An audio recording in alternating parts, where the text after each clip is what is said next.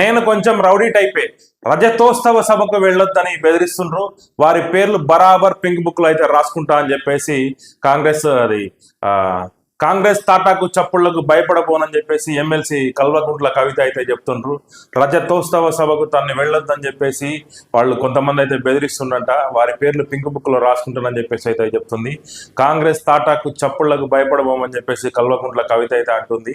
BRS అధినేత కేసీఆర్ మంచివారు అయి ఉండొచ్చు, కానీ నేను కొంచెం రౌడీ టైపే అని ఎమ్మెల్సీ కల్వకుంట్ల కవిత అయితే హాట్ కామెంట్స్ చేస్తుండ్రు.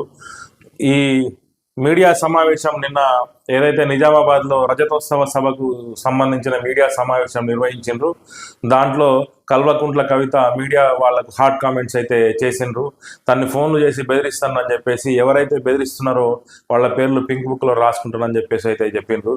కేసులు పెట్టేటోళ్ళని, పోలీస్ స్టేషన్ గీడ్చుకెళ్ళని ఎవరిని వదిలిపెట్టునని చెప్పేసి కల్వకుంట్ల కవిత అయితే చెప్పడం జరిగింది.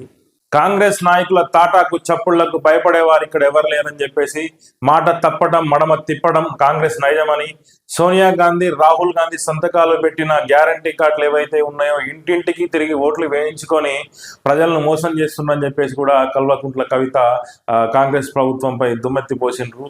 చాలా మంది తెలంగాణ ఆడబిడ్డల ఆత్మ బలిదానాలకు కారణం కాంగ్రెస్ అని ఆరోపించింది. ఏడాదిన్నర పాలనలో ఇంత వ్యతిరేకత మూడగట్టుకున్న పార్టీ ఏదైతే ఉందో అది కాంగ్రెస్ పార్టీ అని చెప్పేసి కూడా ఈ సందర్భంగా కల్వకుంట్ల కవిత అయితే చెప్పడం జరిగింది.